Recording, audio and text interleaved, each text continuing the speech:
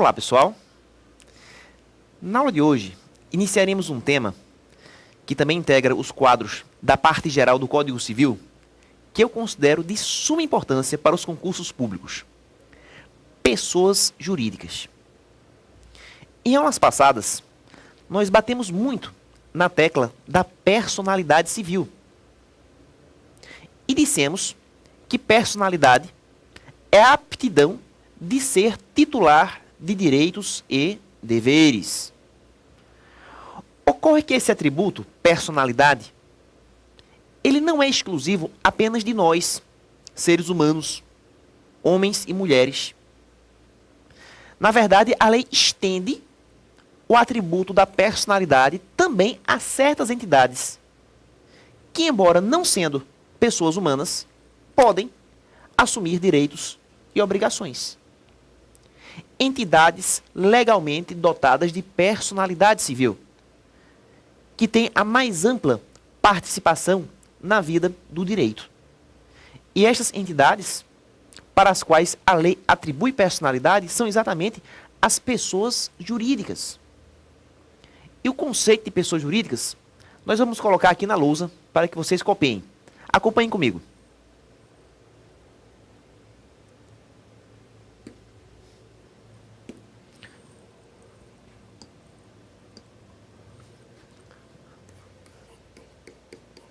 Pessoas jurídicas.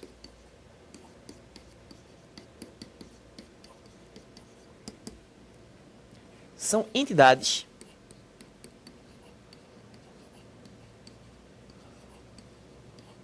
dotadas de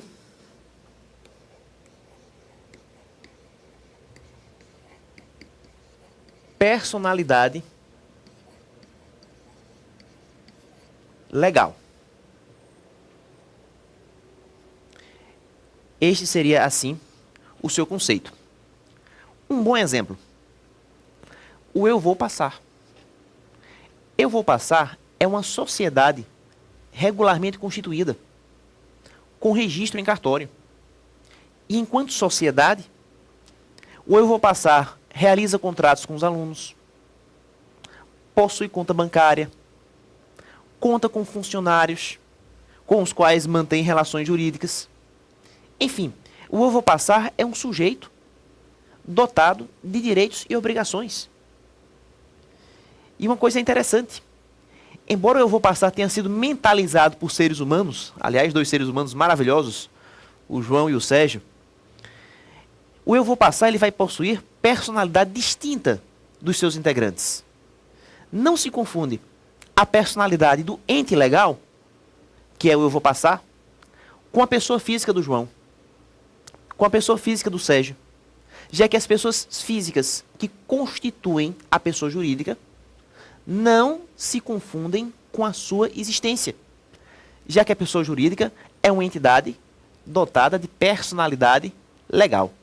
Foi dessa maneira que a conceituamos. Portanto, a pessoa jurídica não se confunde com os seus integrantes, já que possui personalidade própria, personalidade autônoma. Analisemos agora os dispositivos do Código Civil que se referem às pessoas jurídicas. Acompanhem comigo. As pessoas jurídicas são de direito público interno ou externo e de direito privado. Vejam vocês que o artigo 40, de índole eminentemente teórica, procura classificar as pessoas jurídicas quanto à órbita de sua atuação. E quanto à sua atuação, realmente, elas podem ser de direito público, interno ou externo, e de direito privado. Primeiramente, o que são pessoas jurídicas de direito público externo? Acompanhem comigo aqui.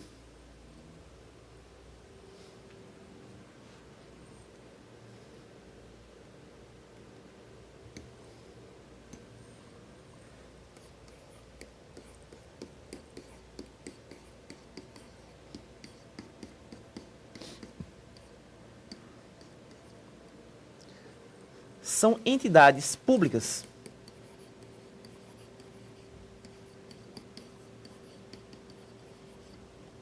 dotadas de reconhecimento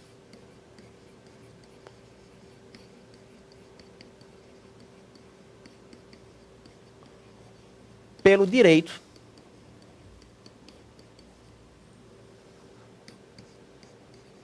internacional público.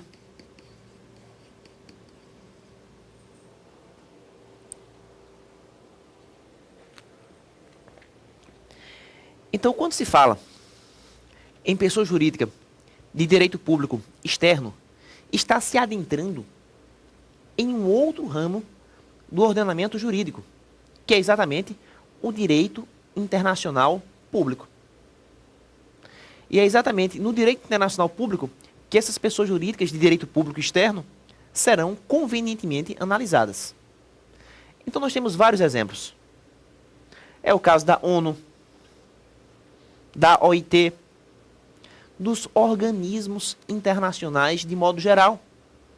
Todos eles enquadrados aqui como entes públicos externos. Inclusive os estados soberanos que compõem a comunidade mundial, a exemplo da República Federativa do Brasil.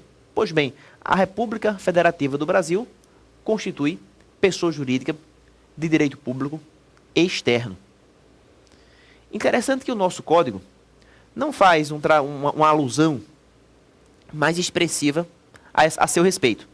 Afinal de contas, o seu estudo pertence não ao direito civil, e sim ao direito internacional público.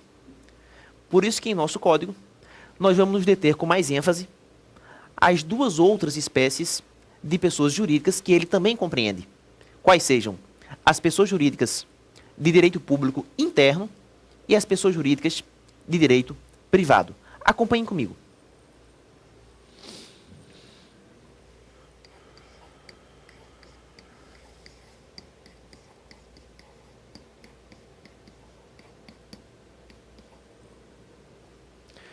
Pessoas jurídicas de direito público interno são entidades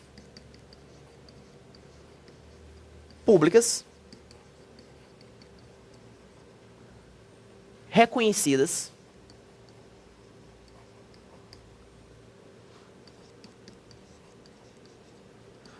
no âmbito interno da federação.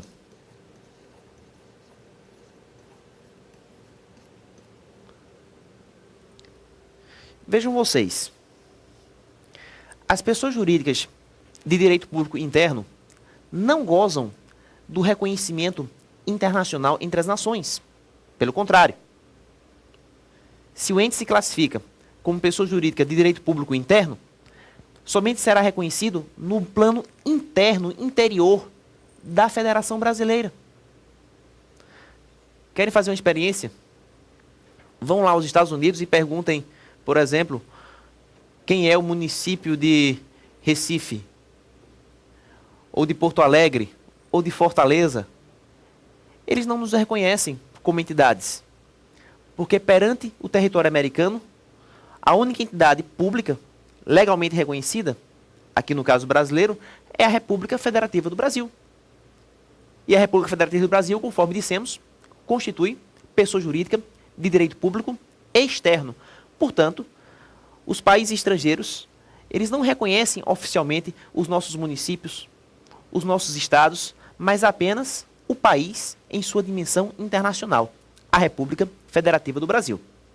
Logo, quando eu faço alusão aos estados, municípios, Distrito Federal, territórios, etc., eu estou diante de pessoas jurídicas de direito público interno, que têm reconhecimento legal, sim, porém no âmbito interno de nossa federação. E a última categoria, em análise, corresponde às pessoas jurídicas de direito privado. Observem aqui na lousa.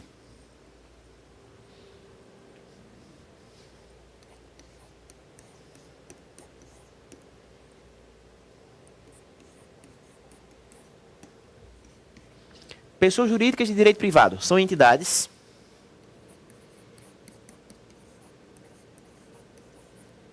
que não contam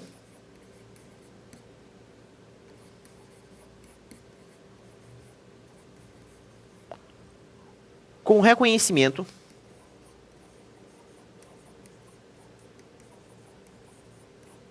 legal de entes públicos.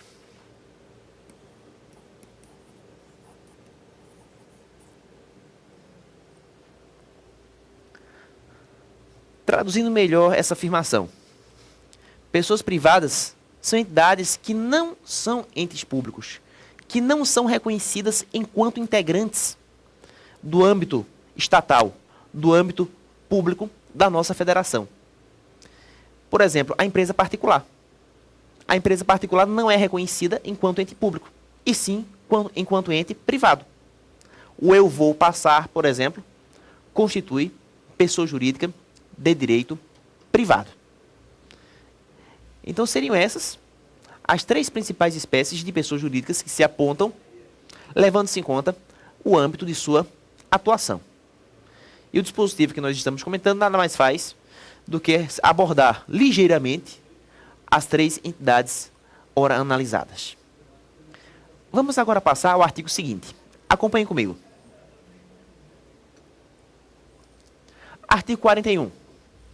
São pessoas jurídicas de direito público interno. Atenção lá em cima. São pessoas jurídicas de direito público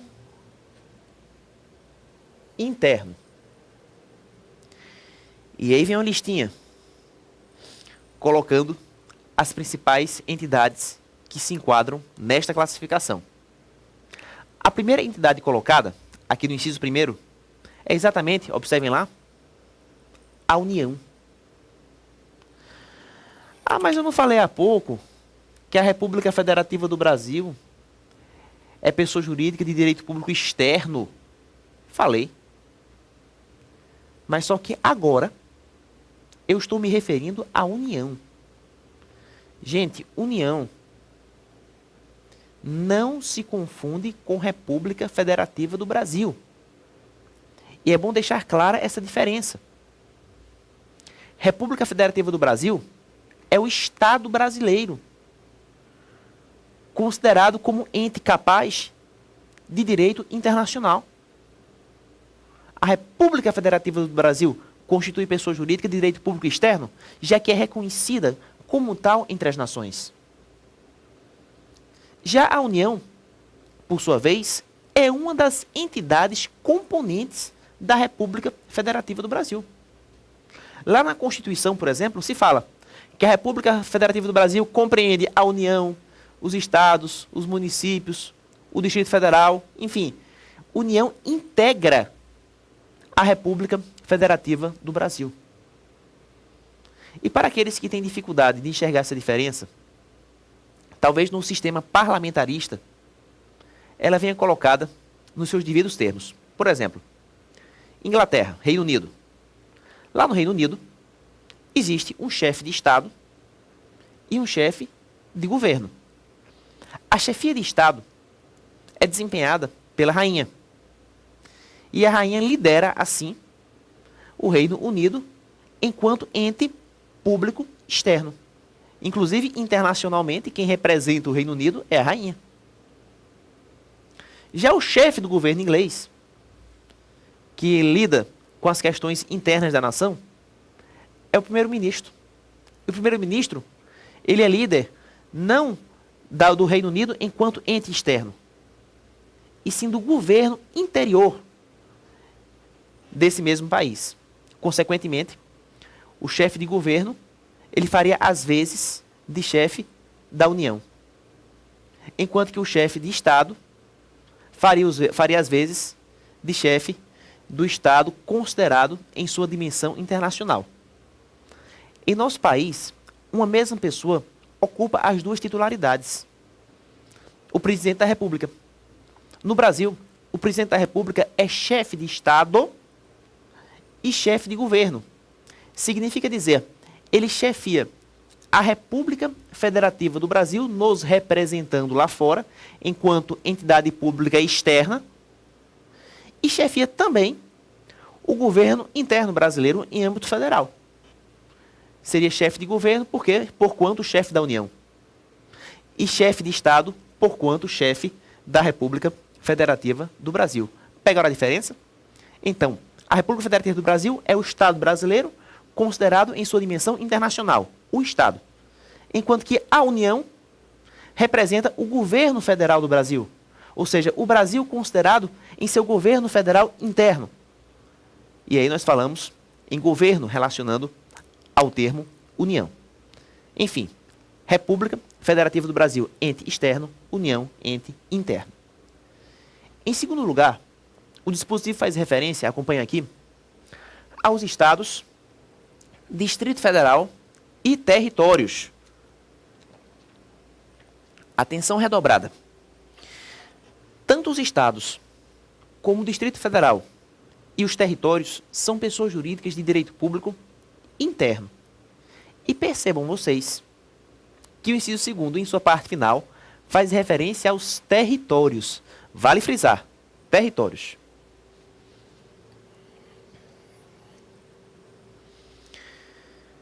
Na época da faculdade, eu discuti com vários professores meus a respeito da natureza jurídica dos territórios. E o meu grande questionamento consistia em saber se territórios eram ou não pessoas jurídicas de direito público interno.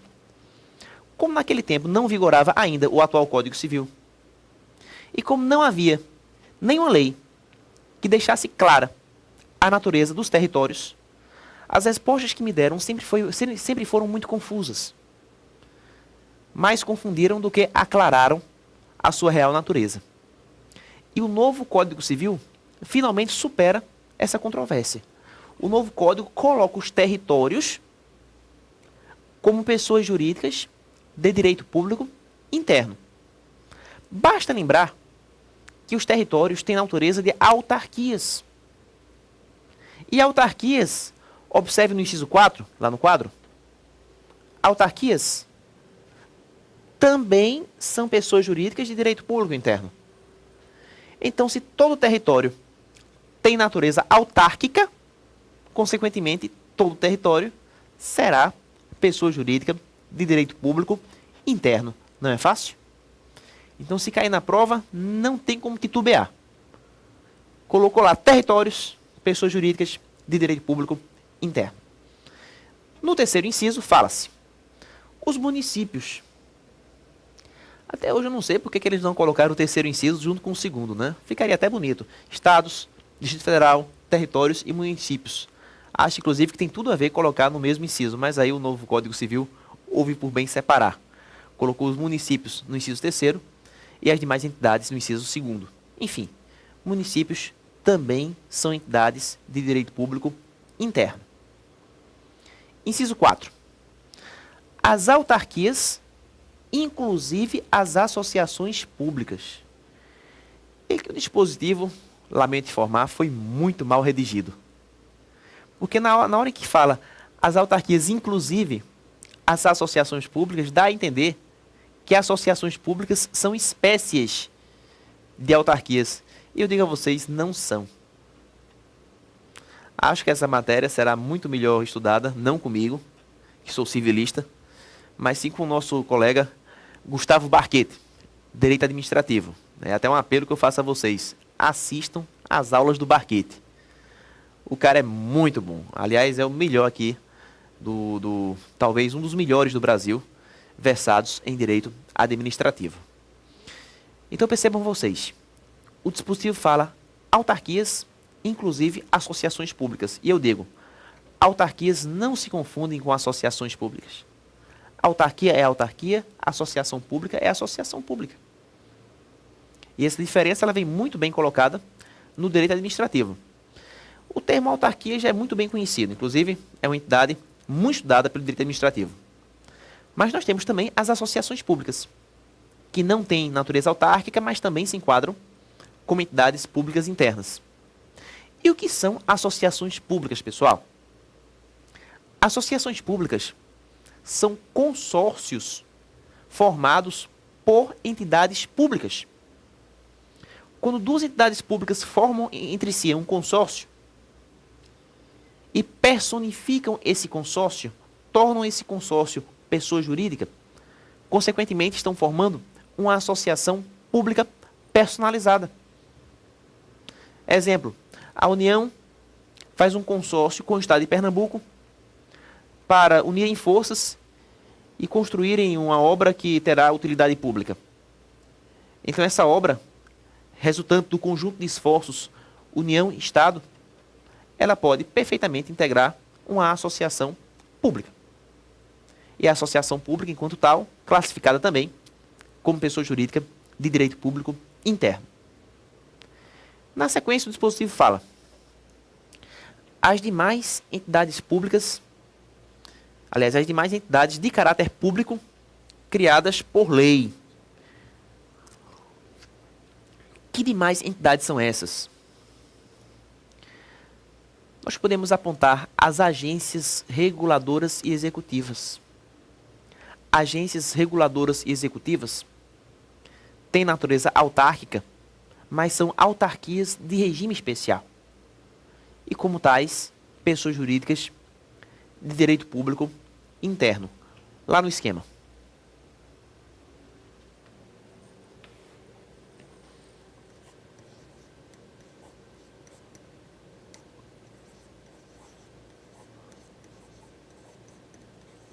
Agências reguladoras e